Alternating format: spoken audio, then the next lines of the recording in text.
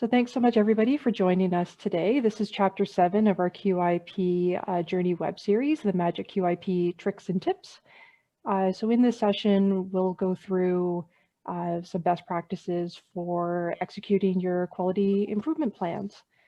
And as always, we are recording today's session with the intention of posting it on our YouTube channel, social media, and of course, our website with all of the other chapters in this series. And Laura, if you don't mind just advancing to the next slide. So for those of you that haven't used Zoom before, and I'm sure there are a few of you out there, we'll go over a few of the controls very quickly. So on the toolbar in the bottom left-hand corner, you'll see a microphone icon and a video icon. This is to control your sound and your audio or your visual feature.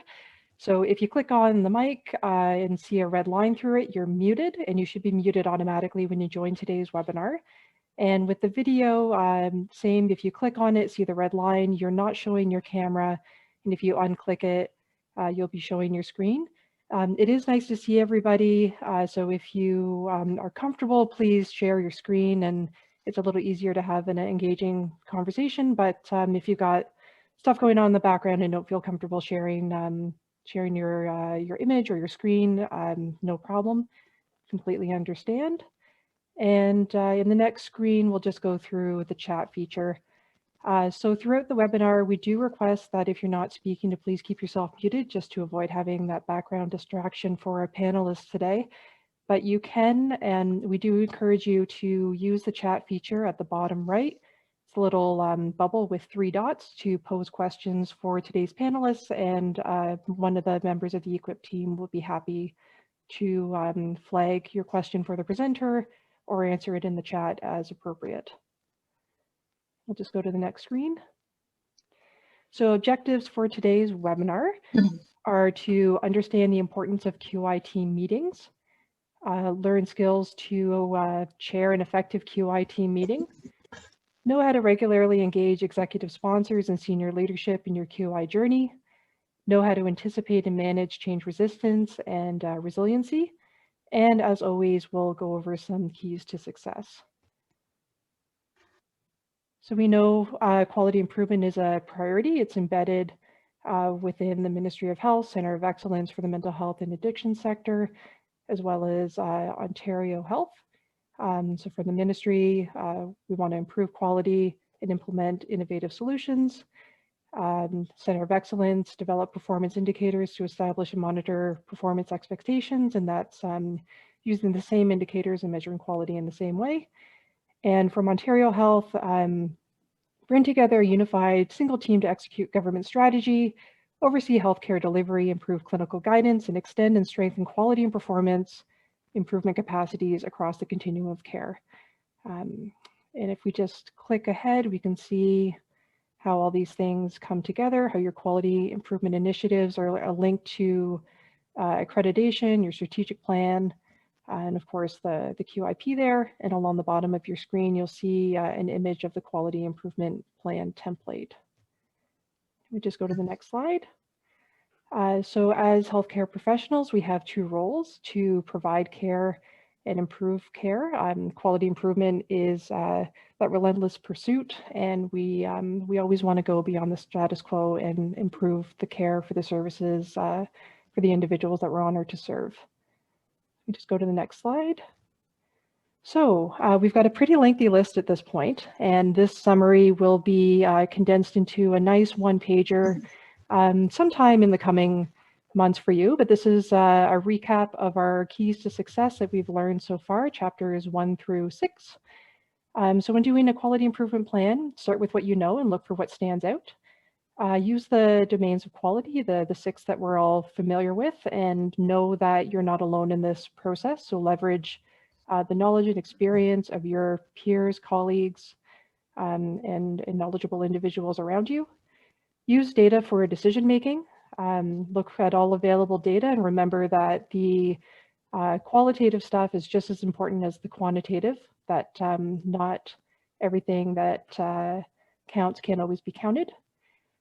Create a detailed measurement plan and record it on the quality improvement template. Think of your data over time versus a point in time. So that continuous data journey, if you will. Understand the differences between activity and change ideas. Use your plan, do, study, act, or PDSA cycles to engage in rapid tests of change. Ask why and how when building out your driver diagram, and resist the temptation to jump to change ideas too soon. We know it's tempting, but got to trust the process. Consider the impact and effort of all your change ideas, but don't discard those ideas that may fall into the high effort, low impact. You did spend time developing them, and they are value and will have a time and place. You'll have less time than you think you have to test out your change ideas, and your change ideas may be more complex than you think they are. Don't develop your quality improvement plan and have people say that's an odd change idea. And don't be afraid to tell your QI story and add in those details. Wear rose-colored glasses, be optimistic about what you can achieve, and tell a good news story. And tell people who you are, what you know, and where you're going. So that is quite the list, and we will of course be adding to that today. You can just go to the next slide. So always my favorite slide. I'm happy to introduce some of the folks that I'm honored to work with every day, as Laura is laughing at me. Some of my favorite people, we have Alice Strawn joining us again from Ontario Health. She's a quality specialist, clinical institutes and quality programs. And we have two of our E-QIP coaches. We have Melanie McGregor joining us and Laura Daly-Trottier. And with that, I am going to pass it off to Melanie to lead us through the first section of the webinar.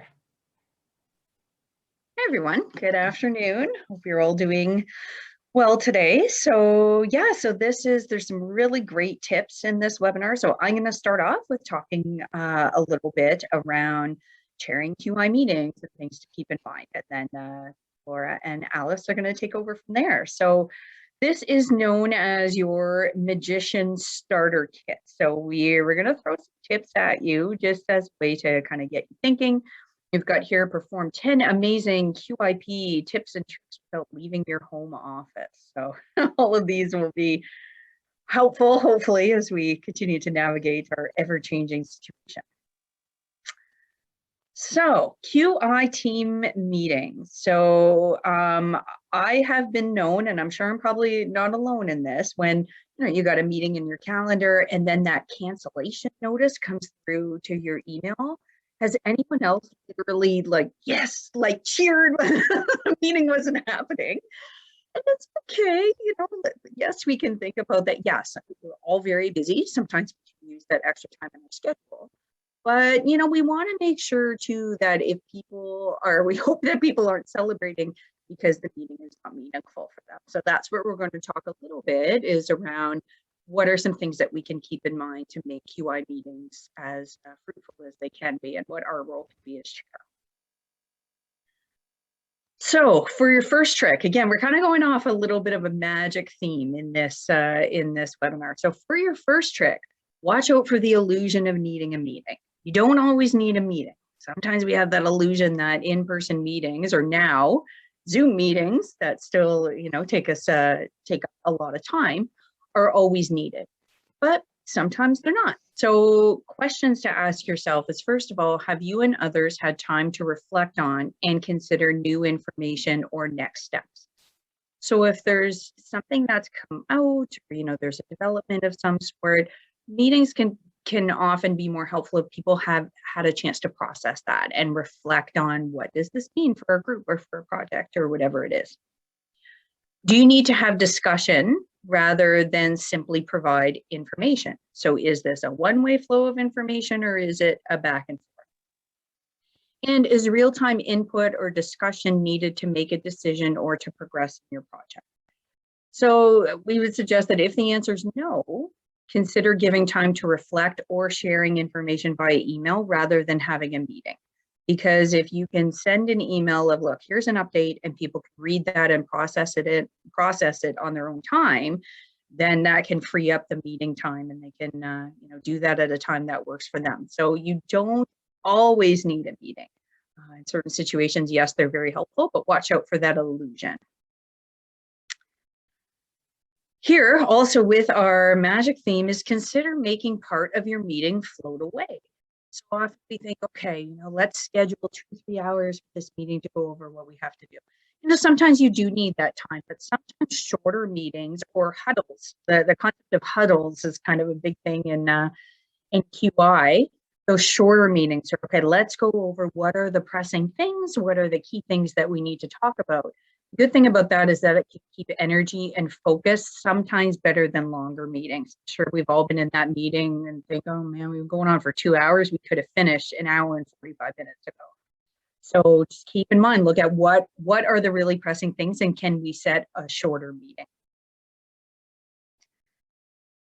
So if your role is as chair, so what if you're the one that's in charge of the meeting? Well, keep in mind that your role is the magician. So your role is to help make things happen. So to have discussion happen, help decisions be made, kind of set that stage for that to happen. So you make things happen, but you can't do all the work. We always think about in the magic show, could I have a volunteer from the audience to do this trick with me? You don't do all the work as the QI chair. The magic comes from collaboration. And we always talk about that around how it's often the diversity of a team really brings a lot to the table. It's different perspectives and things like that. So just because you're the chair doesn't mean that you do everything. You facilitate those things happening. Excuse me, have and share an agenda ahead of time. So it seems like a simple thing, but it helps people feel prepared. Show up at a meeting saying, what are we talking about? People may not feel 100% invested, but also be flexible. So if there's an item that, well, this is really more pressing, or we feel like we need to take a little bit more time for this item, those agenda items can disappear. They can move on to the agenda for the next meeting. And no need to spend the valuable time in your meeting reading documents or getting background information. So you want extra time in your meeting, circulate those materials ahead of time. So presto, you save meetings, you can make them more efficient. Excuse me, again, take up a little less of people's time. Because yes, QI is definitely important, but again, we know how busy everybody is, and so we want to try to make those meetings as efficient as possible. So next, now this is an actual mug that my colleague got me for Christmas last year. So it says, I survived another meeting that should have been an email. Anyone been in that situation where you meet and you think, yep, didn't really need to get that done in the meeting. I could have read an email about that. So that's really what we want to try to avoid. Again, if people are giving the time, we want to make sure that it's really valuable. So some things to keep in mind. So always in your meeting is keep your aim, theory, and your plan top of mind to stay in scope. Because sometimes in team meetings, things can get off track a little bit. Well, what about this? Now we also want to think about this, and maybe in the future we could do such and such.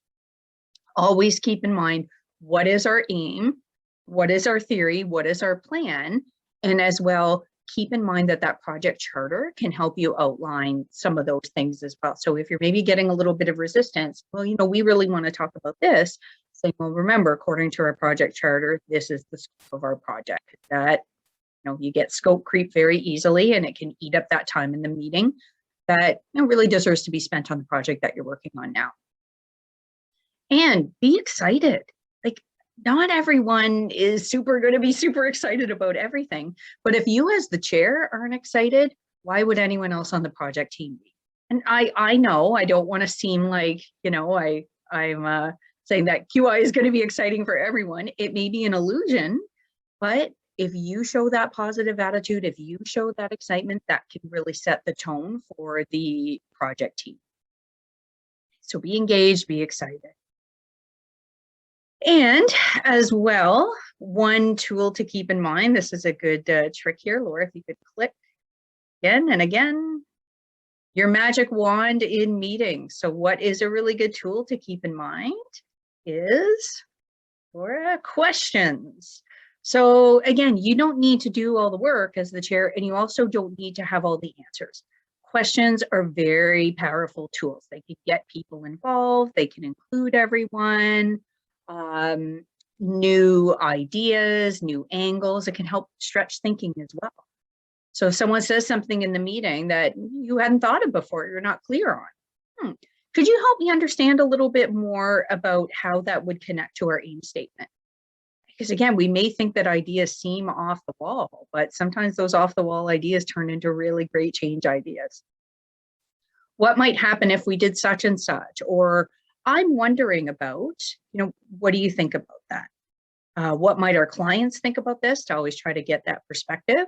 Even, can you say more about that? So someone says, yeah, I think this idea is terrible. Okay, well, can you say more about that? Again, that's what the QIT meeting is for. It's for discussion.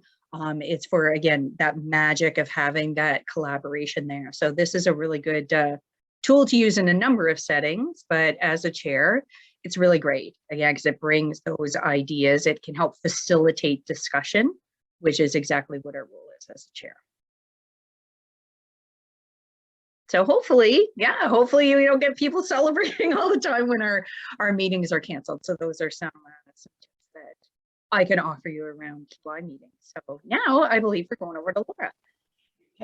Thanks, Mel. I love that last slide with those questions. And I actually have a little cheat sheet that I have on my desk with just those questions, because sometimes you're in a meeting and it's kind of, it's quiet. And some of those questions are really great for generating some conversation that hadn't been there before. So I really like that little list. Yeah. So I'm going to continue on with the magic theme. But this Dilbert comic, I'm not suggesting that you use this strategy in your own practice, but wondering though if it does resonate with anybody, and to think on that for a second. And for those of you who are in the audience who are our executive sponsors or the leadership of the organization, do you sometimes feel like you do not have your finger on that pulse of what's happening in your QI initiatives on the front line? And for those staff that are on the front line, do you feel like you're on an island with your little QI toolkit doing QI kind of all by yourself and not really having that engagement around you? And I will also add that especially in this past year, our environment is changing on a daily basis, sometimes even from the morning to the afternoon. And how can we as a QI team made up of executive sponsors, leadership, and team leads stay connected? And so these next few slides that I'm going to go through are going to maybe shed some light on some ways that if you are finding some barriers to this, you may find some of these magic tricks to be helpful for you. Now, I'm just going to make an adjustment to how my screen is set up here because I can't get to my slide advance arrows. Why is that? Okay. So this slide is really just kind of leading into the content. But the greatest contributor to successful change, and I'm my magic wand over top of my hat, is an active and visible executive sponsorship. And so sometimes it might feel like you're trying to pull that rabbit out of the hat at times when you're working in your QI project work, and performing magic tricks does take some finesse and practice. However, engaging your executive sponsor doesn't have to be an exercise in illusion. And just for review, for the participants today, the role of an executive sponsor has, I've put some bullet points on the screen related to some of those key pieces for executive sponsors, just to kind of ground us in what we're talking about. But an executive sponsor is essentially the person responsible and accountable for the project that they're on the line for in terms of the project success from start to finish. The executive sponsors also help in terms of bridging the gaps, removing roadblocks, and ensuring that everybody involved is aligned to meet those goals. And we wanted to share with you some of the do's and don'ts and some tips and tricks for keeping your executive sponsors engaged. And so on this next slide, next two slides, I have a list. And this first do and don't is related to setting expectations. So meeting with your executive sponsor and reviewing what the roles are for each of the QI team members so they have an understanding of that. So the role of the executive sponsor, the role of the team lead, the team members, the person who is responsible for kind of championing the quality improvement content. Also determine who's going to handle what and when to escalate. That's really important to know. And as we'll talk about in a couple of slides from now, knowing when to escalate is going to be a really important piece to have in front of you at the outset. Creating a communication plan. So when you're creating the communication, project manager, so these slides, thank you, Lynn. So these slides are from a project management website, and PM is project manager. Still applicable for QI project work. Thank you for clarifying or asking the clarifying question. So the communication plan, meeting with them and asking. So making sure that you know and meet with the executive sponsor to develop and create your communication plan. So if you're not able to do this right at the outset, you can end up with a recipe for disengagement. So having all that information kind of all together in terms of how you're going to communicate with each other. And the other thing to point out here is that everybody has it, and as we know, a different way or preferred way to interact and communicate. And in current times, in our constant state of virtual engagement, we've been forced into this, Zoom world, GoToMeet, Google Meet, but they may have a preferred method, and figuring out what that is really important. What's your preferred method? What's their preferred method? Can you come up with something that makes sense? And making sure that you're communicating in a way that resonates with them and is comfortable for them. So is it email? Is it virtual chat, Google Sheets or Google Docs, Excel? Is it a daily check-in that you're going to be communicating, or weekly?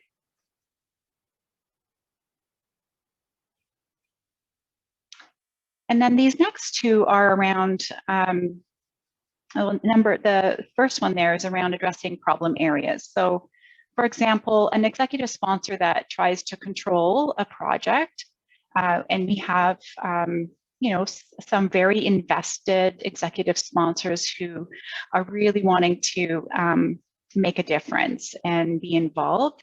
But then there are others that might have had a past experience that set them on edge in terms of trusting the process and giving autonomy to project team leads. And maybe they don't understand the proposed project, or maybe that it's a new team of people that are gathering together and they're still a little bit unsure, especially if these people have never worked together before.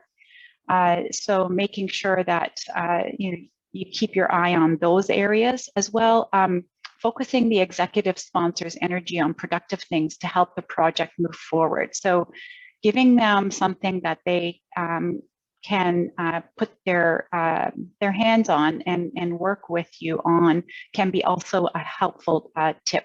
And the other thing, the conducting periodic health checks, and really what that is about taking corrective action, checking in on a regular basis, taking that corrective action if your executive sponsor starts to disengage, and confirm with them that the project is still a priority. Maybe things have shifted from higher up in the organization, and this project that you're working on no longer aligns.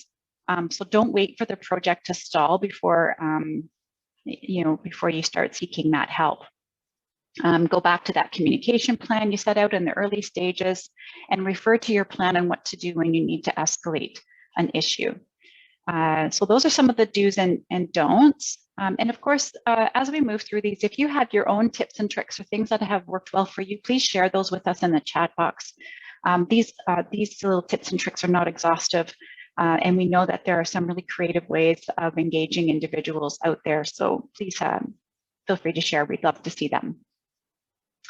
Now, some 4 not so secret magic tricks for engaging leadership. I'm going to share with you over the next few slides. And thank you for indulging us with the magic theme. And really what I wanted to show you was not so much, the illusion of, the taking away the illusion of where the rabbit comes from in the pulling the rabbit out of the hat, but just that transparency is really important.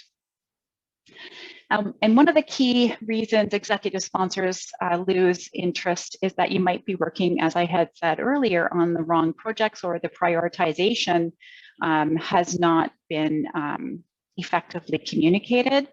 And so this is usually because your project, the prioritization process for your organization might not be working properly.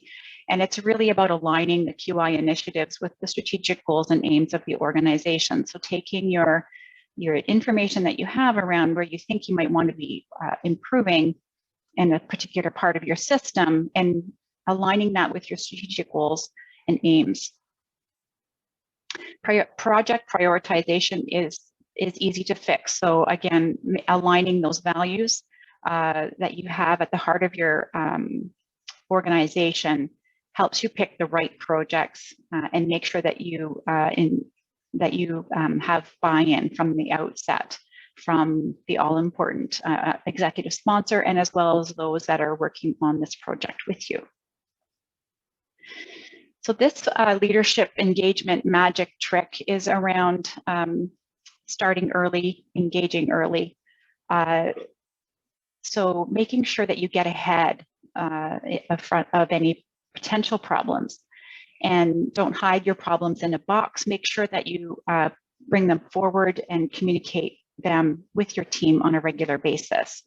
One of the ways that you can get ahead of this is by holding a formal kickoff meeting to generate some enthusiasm. And again, Mel's tip around having excitement as part of what you bring to the meeting is really helpful, especially at the kickoff. And inviting all your team members, including your executive sponsor or the leadership, to the meeting, and some agenda items that are really helpful to have as part of that is, do we have everybody we need at the table? Making sure you have a conversation about that. There might be some people that you may want to include that haven't been invited to this kickoff meeting. Does everyone understand the value, or what's the priority of this project? Does the project link to your strat plan, your missions and values? Is it clearly articulated what each individual member's roles and responsibilities are? And are we all comfortable with our roles and responsibilities? Develop a communication plan, as we talked about earlier, for the project, for your team, and also for communicating back to your executive sponsor. And selecting a variety of communication tools can be very helpful. And some of those, making sure you articulate your action items and some next steps. Maintaining focus on your improved client outcomes. And we've used the image of the ball and the cups, because we really don't want to lose sight of what that quote unquote ball is for us as service providers, which is to improve client outcomes. And throughout the project delivery process, it's important to maintain a focus on the value to the clients and the tenants that you serve. And it's so easy to get lost in the detail of all the nitty-gritty technicalities of your project, and which diagnostic tools to use, and which data are you going to pull? Do you even have data? Sometimes you get really bound up in all of that information and lose sight of that focus. And then at that point, your project becomes pointless. We often hear that. It's like, okay, well, I'm kind of lost. I don't know where to go. And keeping your eye on that ball, the reason why you're doing this, can really help. And I would also say that talking to the ball, getting questions answered by asking the people who use your service is another way to keep your eye on the ball. And you may lose, if you lose the ball, you may lose the executive sponsors engagement as well. It's important to, I'm just seeing Debbie's comment, it's important to also recognize what will work and set a timeline if you have multiple projects. Thank you, Debbie. And this is my last magic trick and tip. I put the words together there. Not everybody has a crystal ball, so I have two images here. And the first one I'm going to speak to is the crystal ball. We don't know what's going to happen. We can plan, we can communicate, we can, theorize, hypothesize about what we think is going to happen, but we won't always know. But making sure that we're communicating along the way, every step, really is very helpful for all team members, including our leadership and executive sponsor members. And I will also say that executive sponsors, especially if they're not involved in the nitty-gritty work of the project team, will also appreciate clearly stated status reports on your QI projects. So having really good communication tools and detail in that to share with them can be really helpful for them. And to not be afraid of sharing not just the good stuff, but the ugly stuff as well. So the good, the bad, and the ugly. What isn't going that well is also a really great learning opportunity where true change can happen. And this slide just has, and we will be sharing these resources with you on our website. But I have 6 here that I thought I would share with you. One of them is a driver diagram, and that's a really great way to, it's a one-pager that can it can communicate what your project is, how you're going to work on, how you're going to operationalize this project, what are you going to do, and then why is it that you're doing it. So it's a really great one-pager. Also carries or articulates your measurement, your balancing, your outcome, and your process measures related to your change ideas.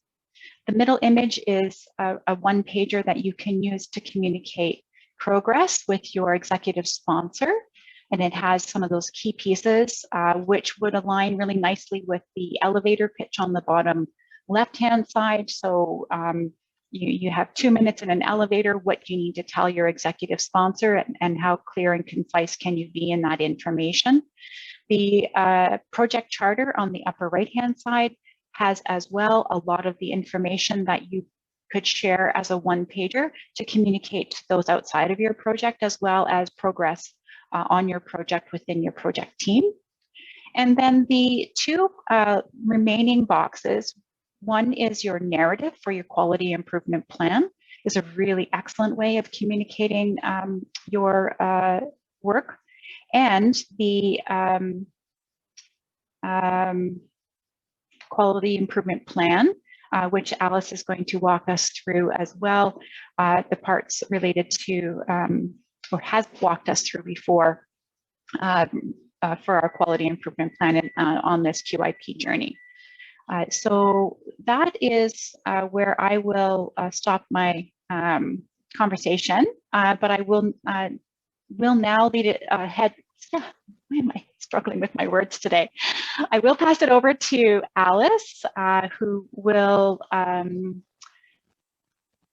share with us how some tips and tricks on how to anticipate and manage change, resistance, and resiliency. Thanks, Laura, and thanks, Mel. So you're running these amazing meetings. You've been doing a really great job informing your executive sponsors, and you've done everything right. You've checked all the boxes. You've attended 7 webinars, and you've listened, and you've taken notes, and you've used all these tips and tricks that we've shared with you, and yet it's still hard. And sometimes people don't have the same vision that you do, and sometimes they resist, and you can't understand why, because you know how good it's going to be if we can only make these changes. But Why are people being so difficult? And why is being a change leader so hard? I want you to just experience something for a minute here. I want you to clasp your hands. And I just clasp your hands however you would normally clasp your hands together, like I've just shown you in my screen here. Keep your hands together, and whichever thumb is on top, in my case, it happens to be the left one, put the other thumb on top. So just switch. So if your left thumb was on top, now your right thumb is on top. And just sit like that for a minute. And if your feet are crossed, or if your legs are crossed, right foot over left, left foot over right, right knee, left knee, whichever, switch. So whichever leg is on top, put the other leg on top and just sit there for a minute. So that probably doesn't feel really good right now, and you're itching to put your other thumb back on top, and you just turned your camera off and you switched anyways, because that's the easiest way. And you put your other foot back because I can't see that far in your body anyways. So you just went back to the way it was. And guess what? You know why we did that? Because change is hard. And change is asking us to do something that's different than what we normally, quote unquote, normally, naturally do. So when we clasp our hands, doesn't matter whether it's right thumb on top or left thumb on top, we always do it the same way. And then when somebody tells us we have to do it the other way, in that case, it actually physically feels different, maybe not right. Same with our legs. We cross one over the other all the time. We always do it the same way. And as soon as somebody asks us to do it differently, you're asking us to break a habit. You're asking us to do something different. And we may not like the way that feels. In what I just shared with you, you felt something physically. Sometimes when we're asked people to change, there's a physical change they're making. They work in a new space. They complete a new form. They use a different tool. But other times you're asking them to change thinking, and that is every bit as hard as putting your left thumb over your right if you usually like to do it the other way. And if I asked you to sit for the rest of the webinar in those positions that you're not comfortable with, you really wouldn't like me very much in about the next 20 minutes. And like I said, you would switch your cameras off and you would turn back. I have you go through that only because resistance to change is, again, I'm going to use the word that I always hesitate these days, normal and natural. Because our bodies like routine, our minds like patterns, it's efficient, it helps us to be able to work quicker and do more, and we like when things are the way they've always been. And when somebody asks us to make a change, we will struggle with that. Doesn't matter how good the change is. There is a list of stressors out there. It's probably been updated since the last time I looked at it. But there are very positive things that can happen in your life that are changes that actually create enormous amounts of stress because it's a change. So as the change leader, how do we help ourselves cope with the fact that we're not always going to be on everybody's Christmas card list when we're asking them to make change? And sometimes we're going to feel maybe a little bit like this lady who's just about to be sawed in half. And even though we know she doesn't really get sawed in half, we still squirm a little bit when we see that trick happening.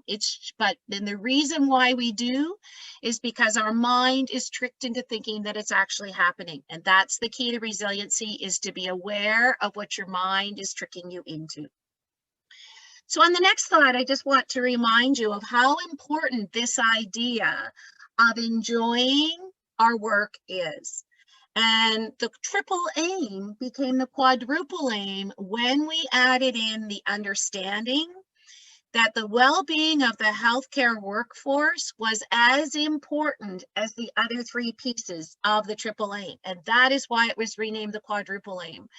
The fact, so us having a good well-being, a feeling of confidence, a feeling like we're making a difference is instrumentally important in our healthcare system. And so I'll just point you very quickly on the next slide to the joy in work steps for leaders that IHI did. And those, sorry, of course, when something, of course, always starts to ring the instant that I start to talk. We talked about this the other day. Usually my dogs bark. Today my phone rings. This is the leadership model for joy and work. I'm not going to talk about it today. I just pointed out because it's a resource that we have attached. I'll speak about that right at the very end. But it is important to look, if you look at step number 2, identify unique impediments to joy and work in the local context, and how you're feeling about being a change leader is an impediment to joy and work. So let's talk about some thinking traps. On the next slide, I've chosen 4, sorry, I'll get to the 4. I've chosen 4 thinking traps to talk a little bit more about today. This particular article that I took these from, there were 8 thinking traps, but sharing 8 would probably be stressful and just decrease your joy in work versus helping you to understand. So we chose to focus in on 4 of them today. All 4 of them are dedicated to the premise that the phrase that's at the bottom here, our mind, takes shortcuts when it needs to handle sensory overload, and it does that so that we can remain efficient and effective, but it does that at the peril of making mistakes in interpretation and perception. And the reason why I want to point out that idea of interpretation and perception on the next slide, it's all about mind over matter.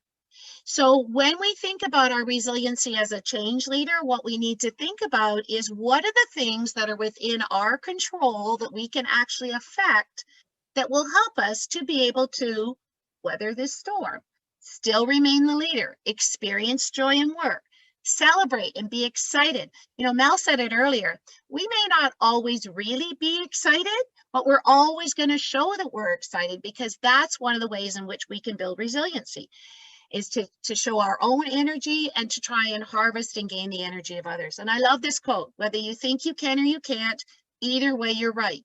How we're thinking about things and how we're internalizing and what we're taking on ourselves is all within our ability to control, because it's our brain's way of trying to be effective and efficient and handle sensory overload.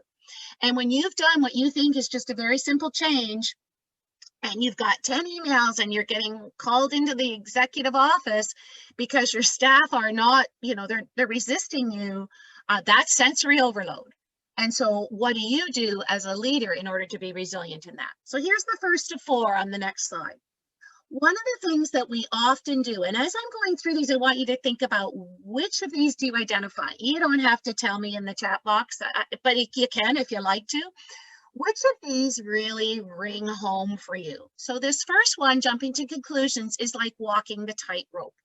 We're always on that very careful tiptoe, everything's going okay, to, oh my goodness, the world's ending, this is never going to get anywhere, everybody hates me, I have made the biggest mistake of my life, I don't belong in this career, on and on and on and on and on. And you know, some of you with or without cameras off, if you're smiling, it's because you've done this.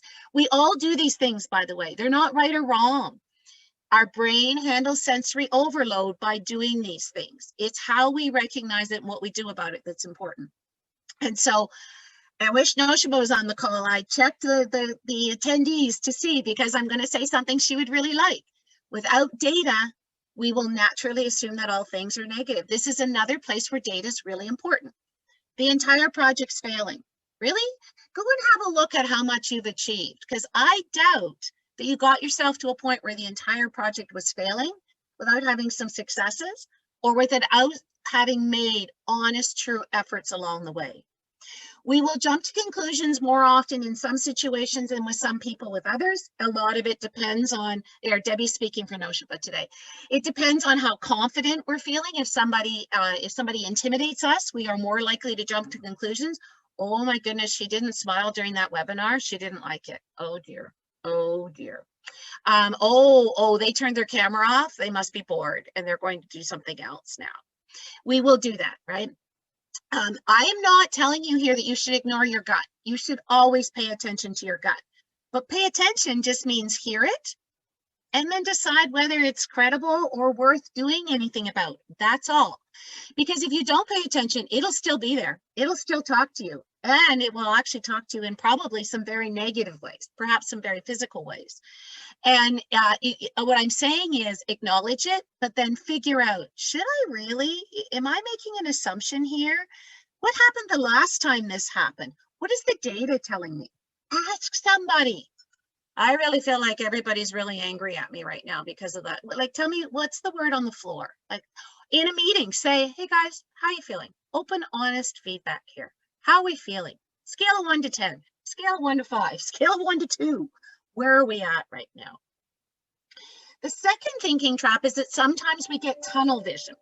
And when we get tunnel vision, then we get, again, sensory overload, right? We can't deal with it all. So our brain goes, okay, we're only going to pay attention to this part. And we will sample what's in front of us, and then we will selectively decide what it is we're going to focus on. And guess what? Our brain will go to the negative all the time. Glass half empty. And when people say that they're glass half full people, I say this all the time. It's because I acknowledge what the glass half empty is, and I choose to focus on the other side. That jumping to the negative side, again, it's natural. It's not wrong because it's just something that we do. But we need to acknowledge it, be aware of it, and think about what can we do in order to help build our resiliency around this. We often get directed to those negative outcomes first because it's a survival thing. It's that flight or fight. It's our reptilian response, right? We're always on guard. We're always ready. We're always aware. And so if we are in that always on guard mode, we're always thinking about the negative. If we think about this, I've obviously been watching too many detective shows lately, because here's the example that just came into my head. There is not a security guard in the world that is standing there thinking, gee, I hope everybody just walks nicely in front of me today and nobody threatens anybody else. That is not their job. And in order to be ready to do their job, they are looking for the negative things that are going to happen. We all have that instinct. Again, having that instinct is not wrong. It's just, what do we do in order to manage it? It's being very aware of what do we believe, what have we been focused in on, and what is actually true. And hey, guess what tells us what's actually true? Data. Here we are again. The next thinking trap is personalizing. Just take a minute and read that phrase that's there. We all think we can't be fooled, but if you just read that phrase right, probably many of you, if you hadn't seen it before, were fooled. We can all be fooled. So nothing is just about us. It's not just me who read that incorrectly the first time. Again, this is an adaptive thing that our brain does, because if we think that it's all our fault, then we can also rationalize by thinking about, then we need to fix it. But QI is not an individual sport. QI is a team sport. And the difference is whether or not we think about what we can do to contribute to helping to solve a problem, if there's a problem that's being created, but not taking it all on ourselves. There is a team that is working on this. If we personalize too much, if we begin to take it all on ourselves, that's when we become at risk of giving up. Oh, I can't. Well, it's not an individual sport. So we can't, maybe. But we can't means that you've had a good, open, honest conversation with your team again, and you come to a conclusion that you need to pivot. Cool. But it's not I can't, it's we can't. So be careful of the personalizing. The other thing that happens when we personalize, because we take blame, we might begin to feel embarrassed to admit. Well, embarrassment isn't going to lead us to being able to check things out, and it's not going to lead us to being able to look for solutions. It's going to make us hide, maybe, because we don't want to be embarrassed. We don't have to be embarrassed, because it's not just us that's working on this, and not just us that can make change. The other important piece of this, when you're in change management business, is to recognize that everything is changeable, including, if there is, your contribution to the problem. So even if you did make a mistake, you forgot to send an email, you forgot to send out the minutes, whatever, cool, change it. Things are changeable, and it's recognizing that your ability to do that, and when it's not all your fault. The last one is overgeneralizing. Oh, it's never going to work. We tried this 20 years ago. Didn't work then, not going to work now. well, it's not worked in any other situation. Well, the last time we tried this, she'll never change. She never changes. He hates this. He's going to go crazy over this. It's, again, our brains trying to be efficient. If it packages things and over generalizes and typecasts, it's easier, right? If all cats have 4 legs and I have 4 legs, that means that everything with 4 legs is a cat. That's way easier to understand than you're a dog, you're a cat, you're a horse, you're a cow, you're a donkey. Way easier for our brains to understand. So it can be self-fulfilling. And sometimes when our eyes will trick us. So this is some of you may know MC Escher prints. They're quite fascinating. If you like MC Escher, I would Google him because he's got a number of optical illusions. So when you first look at that picture, you will overgeneralize and say, oh, look at all those people going up and down stairs, because our brain likes to be efficient. If you really look into that diagram, those stairs couldn't possibly work in the way in which he's drawn them, but we just overgeneralize that, oh, look, people going up and down stairs. So sometimes overgeneralizing helps us. But when we overgeneralize, we often then will fall into that, again, our brain's very need to be efficient, some of those preconceived notions we have in our head. Oh, well, you know, physicians are very hard to change. They're very hard to change. So no wonder they don't like this. They're very hard to change. Who said? Like, that's an overgeneralization. Can't teach an old dog new tricks. Really? I think I'm a pretty old dog and I'm a change leader. So I think I can be taught new tricks, right? So be careful, because when we overgeneralize, we will look for all those assumptions and biases and perceptions that help to support what we're overgeneralizing. Because along with trying to be very efficient, we also don't like to be wrong. And so when we don't like to be wrong, we'll fall back on some of these patterns of thinking that we had, and they'll sometimes become a self-fulfilling prophecy. So let's have a little poll here. Which of those 4 that I've just identified, and this is confidential, by the way, so nobody's going to be able to tell who said what. You can only choose one. But as I was going through these, which one of these do you think you default to most often? Jumping to conclusions, tunnel vision, personalizing, or overgeneralizing? This is nothing more than an awareness raising exercise. I'm not going to pull out ink blots and start to analyze you based on what you say. Give you a minute. We got about 75% of you have voted. A few more in to vote.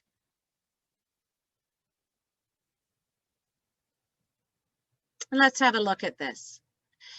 Not unusual that personalizing is the #1, right? We just take it all on ourselves and our shoulders get heavier and heavier and heavier, and we slink farther back in the chair, and, you know, and if we've got stuff going on, and who doesn't have stuff going on these days? We've got stuff going on. This personalizing just adds to our burden, right? It adds to all the other things we're trying to manage right now. Jumping to conclusions and overgeneralizing, quite often those are about the same, right? They're somewhat related, I think you can see as well. And having tunnel vision, often that is relative to people's jobs, that whether or not they will go to that, I can only narrow my vision and see one thing. So it was really just of interest to have a look at that, because what's really important is the so what part of this. And the so what part of this is on the next slide. What's important is that you identify where you go when you are not feeling, sorry, you're most confident. Where do you default to? And what is one thing that you will try and do to bring yourself out of that trap? And if you don't know why Elvis is there right now and you don't have a song going through your head right now, I'm going to overgeneralize and say you're too young to really know Elvis, but there's a reason why I used Elvis here.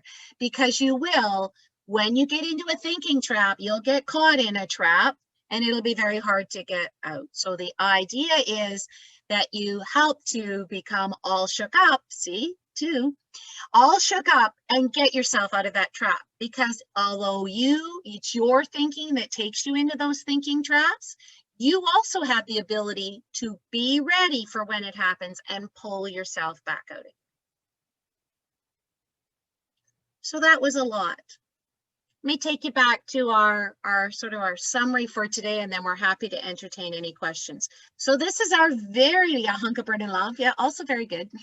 This is our very long list. Just like our list at the beginning has become quite long, this is also our very large list of keys to success when getting started. And we're also going to produce this into something that will become a very handy sheet for you, we hope. And so if we can go to the third one, this is where we have added one more, I think. Yeah, this is where we have added. Here's our sort of key messages from today. We all get shaken up. We all get set back on our heels from time to time. Of course we do. We're very passionate and we try to make change, and that's hard. Recognizing what you tend to do when number one happens, you get shaken and set back on your heels, and figure out how to bring yourself back is number two. Active and visible leaders, as Laura described to us, are key. They provide guidance, they remove barriers, and they will be our champion as long as we keep them informed on a regular basis of how things are going. Don't just go to them when it's negative.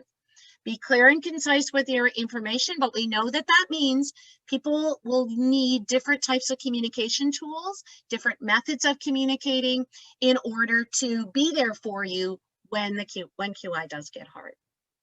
Watch out for that illusion of needing a meeting. You know, think about that coffee cup that Mel has. I just attended another meeting that really could have been an email. Think about that. Shorter meetings or huddles, keep the energy and focus. And there are lots of really great tools out there. Those of you who have adopted Teams as a project management tool, Teams has a number of built-in apps that will allow you to have stand-up meetings, agile meetings. I don't work for Microsoft, but Agile Poly is something to have a look at that will help you to have those stand-up meetings where people have an ability to contribute, but not necessarily in a meeting format, but in a way that all can contribute to, so that you're not wasting time in things that could have been a very quick huddle or could have been an email or could have been a text. And don't be afraid to ask questions, right? If you really want to know how people are feeling, if you really want to know what it is you can do to help to contribute to solving a problem, ask open-ended questions. And don't be afraid to ask questions, right? Otherwise, we'll be assuming that everything that has four legs is a cat. We have to ask that. We've posted a lot of resources to the E-QIP website. We've posted the IHI resources. We've posted on Joy and Work, including the How to Have a What Matters conversation. Some of your eyes may have been drawn to that in the model. We've posted tools and templates around communication. All those templates that Laura showed, we posted, and lots of information that will help to reinforce all of these things that we shared with you today. And with 3 minutes left, at the risk of not letting us get to our last few slides, any questions that anybody has? Great conversation in the chat box. Thanks for keeping that going, all you Elvis fans out there today. You know how to reach out to any of the three of us, or your coaches as well are very knowledgeable on all of the topics we've talked about today. Don't be afraid to ask.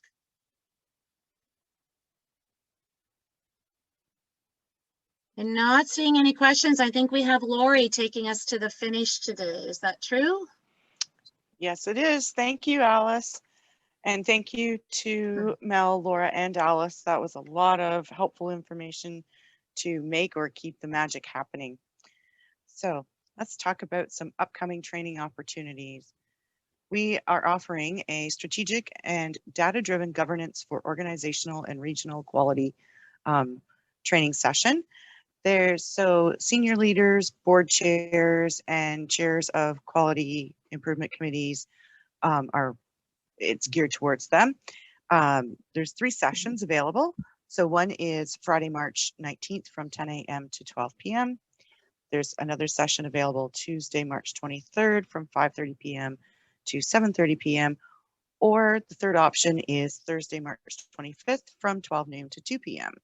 So this workshop will cover the pressing questions. What do we mean by quality?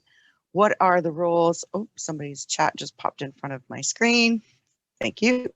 What are the roles and responsibilities of senior leaders and boards in guiding and supporting high performance on organizational and regional goals for quality? How can data be used to establish priorities, monitor progress, drive decision-making, and support accountability? And what mechanisms and tools can senior leaders and boards use to guide and monitor progress progress, service delivery priorities and outcomes. So there's links to register on the deck.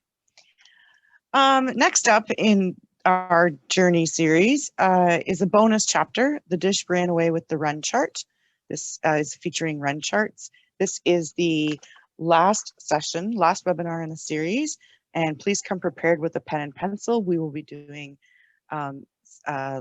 interactive session where we learn how to create and interpret run charts using run chart rules, understanding how to tell the story of a run chart, using annotation terminology, and discussing keys to success. We'll also understand the different types of variation and their relationship to improvement, and gain an understanding into why run charts are useful in quality improvement. Next slide, please.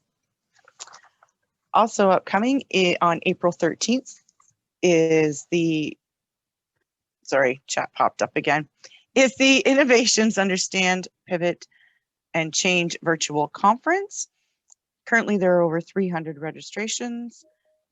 Minister Elliott is scheduled to provide opening remarks, and presentations will include cohort 5 project teams and a session on yoga and meditation. So, and Debbie's made a comment, we really hope that people will attend the bonus session. It's a great opportunity to draw a run chart, so keep that in mind. Okay.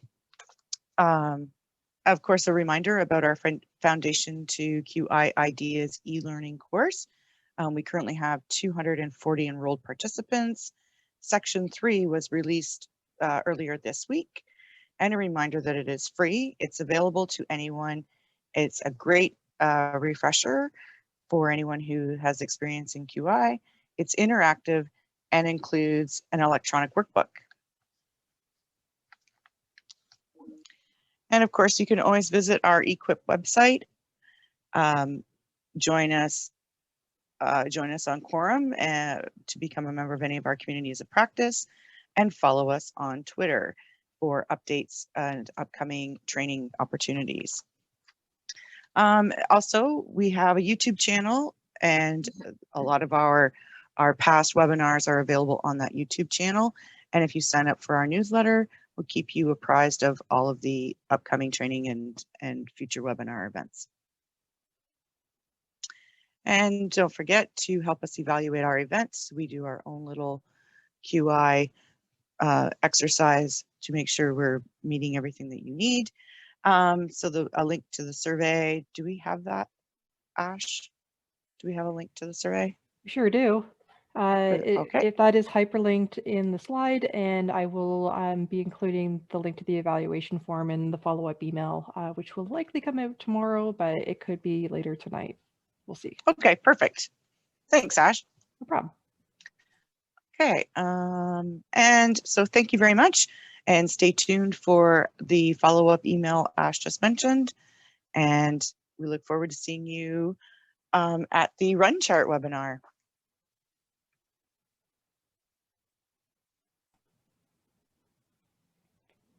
Thanks so much, everybody. Please feel free to reach out to us at any time. You can email myself by responding to the follow-up email if you have a specific question for one of our facilitators, and I'll be sure that they get that. And recognizing we are a little over 3, we'll end it here. So enjoy the rest of your afternoon, and thanks again for joining us today.